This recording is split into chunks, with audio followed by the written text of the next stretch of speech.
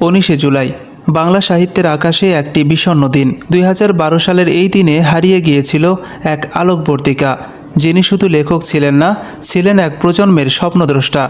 আজ তার 13তম মৃত্যুবার্ষিকী। قل هو الله أحد الله الصمد لم يلد ولم يولد ولم يكن له كفوا أحد। হুমায়ূন আহমেদ নামটি শুধু একটি নাম নয়, একটি আবেগ, একটি অভ্যেস, একটি আশ্রয়। আজ সারা দেশে, বিশেষত নুহাশপল্লীতে পরিবারের সদস্য, শ্রদ্ধাভাজন কবি ও লেখকরা নুহাশপল্লীতে সকালে বিশেষ প্রদীপ প্রজ্বলন, কোরআন খানি ও মিলাদ মাহফিলের আয়োজন করেছেন। তার সমাধিতে ফুল দেওয়া, কবিতা পাঠ ও আলোচনা সভার মাধ্যমে তার অবদান স্মরণ করা হচ্ছে। লেখকের দুই পুত্র নিনীত ও নিষাদ ও তার স্ত্রী অভিনেত্রী মেহের আফরোজ শাওনও উপস্থিত ছিলেন। দুই প্রজন্মের পাঠকদের মেলন সহ রাষ্ট্রীয় মনোযোগও প্রতিফলিত হচ্ছে।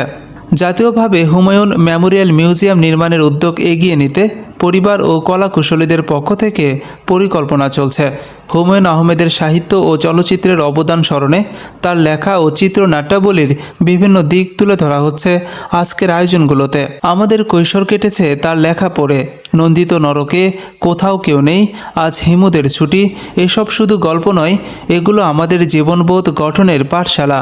হুমায়ূন আহমেদ আমাদের শিখিয়েছেন কিভাবে সাধারণ মানুষের গল্পেও থাকতে পারে অসাধারণ আবেদন।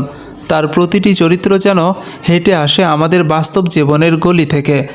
হিমু, মিসির আলী, শুভ, বাকের ভাই, প্রতিটি চরিত্রে যেন আমাদের আত্মীয়। তার নাটকগুলো ছিল বাস্তবতার এক নিখুঁত প্রতিচ্ছবি, হাসি আর কান্নার মিশেলে গাথা জীবনের গল্প। তার সৃষ্ট নুহাশপল্লী যেন হয়ে উঠেছে এক পবিত্র তীর্থস্থান, যেখানে প্রতিদিন কেউ না কেউ তার সান্নিধ্যে আসেন নিঃশব্দ শ্রদ্ধা জানাতে। হুমায়ূন আহমেদের কলমে ছিল জীবনের প্রতি এক আশ্চর্য মমতা। মৃত্যুর আগ মুহূর্তেও তিনি বলেছিলেন, জীবন যদি আবার শুরু করতে পারতাম তবে লেখালেখিকেই বেছে নিতাম। এই ভালোবাসা, এই নিষ্ঠায় তাকে দিয়েছে অমরত্ব। আজকের দিনে দাঁড়িয়ে আমরা শুধুই বলি না তুমি নেই, বরং বলি তুমি আছো প্রতিটি পাতায় পাতায়, প্রতিটি সংলাপে, প্রতিটি পাঠকের হৃদয়ে। হুমায়ূন আহমেদ ছিলেন, আছেন, থাকবেন বাংলা সাহিত্যের অনন্ত নায়ক হিসেবে।